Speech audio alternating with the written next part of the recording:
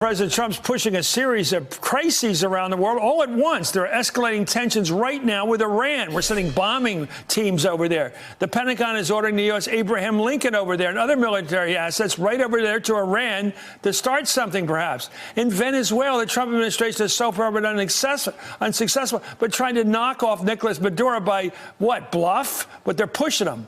In North Korea, Kim Jong-un has twice tested new ballistic missiles in just this past week as negotiations between the countries appear to be not doing well. And today, negotiations over an escalating trade war with China also has heated up. No deal there. But if you listen to the president, he says his efforts across the globe are working. And we've made a decisive break from the failed foreign policy establishment that sacrificed our sovereignty, surrendered our jobs, and tied us down to endless foreign wars. In everything we do, we are now putting America first.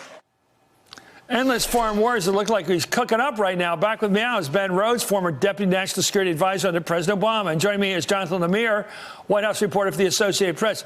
Jonathan, when you cover the White House for the AP, do you sense the craziness of all these fronts we're on? So many trouble fronts, every one that could be a problem. Why are we talking about knocking off the government of Venezuela, except to get a few more votes of the older Cubans in Florida? Pure politics. Why are we fighting like we're doing in the Middle East now with Iran? You're not going to beat Iran in our lifetime, maybe. They're there, the Ayatollahs. Why does he want to heat it up? You're right, Chris. It's a real confluence of foreign policy hotspots kind of happening at once. For an administration that for most of its time has really been focused inward on domestic policy. And now suddenly we're seeing a number of things happen at the same time. We saw the trade talks with China broke off today, and the U.S. trade representative is put together on the president's orders is doing another couple $100 billion worth of tariffs. That's obviously American consumers are going to feel that when China retaliates, including those voters in the Midwest that the president is so counting on in his reelection campaign next year. Explain that, John, how it works with. So you get down to Walmart's or whatever, you buy your cotton shirts or your underwear or socks, or basic goods. A lot of them come from China. 25% markup. Is that what we're facing here?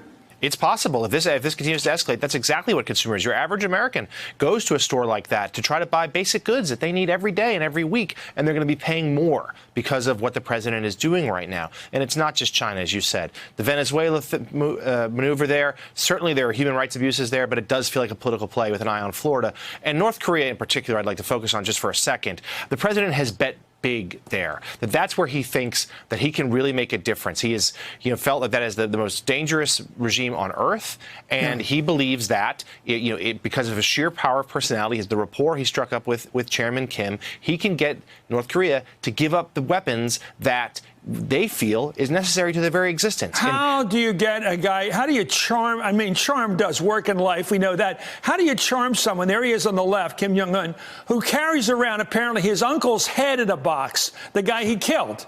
I mean, that's not a guy who's charmable.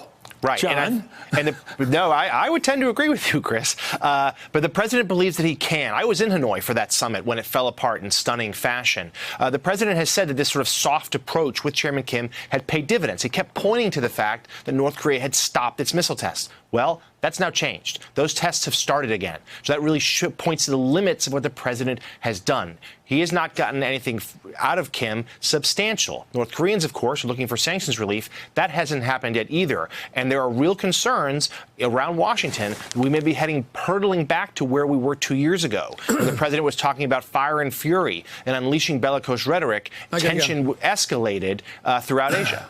Let me go to Ben on this. What do you make of this? First of all, a lot of it is just a gang that couldn't shoot straight. They're going to knock off the Venezuelan government because of what? Well, look, let's look at the actual results, right? They said Maduro had to go. He's still there. They said North Korea had to give up their nuclear weapons. They've done nothing to give up their nuclear weapons, and now they're testing again. They said that the Iranians have to bend to their will. The Iranians just announced, because the U.S. pulled out of the Iran deal, they're going to restart parts of their nuclear program.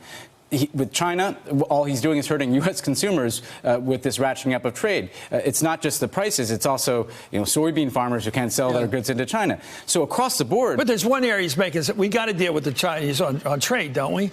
Not yet. I mean, on trade, he's ratcheting it up and ratcheting it up and ratcheting up, and it's not clear what the off-ramp is or what the strategy is. So the results across the board, Chris, are not good. These hot spots are getting worse. And in foreign policy, Why did he hire John Bolton, who's just pushing him into most of these fights? well, here's what worries me, Chris. First of all, there's no Secretary of Defense. When in our lifetimes has there been 4 or 5 months? He says he'll pick him. Without even He says he'll pick him. Well, without nominating something, I think it's because John Bolton wants to be calling these shots, Really? right? And because a Secretary of Defense would say, I'm not going to give you military options for Venezuela. That's crazy. A Secretary of Defense could stand up to this escalation with Iran.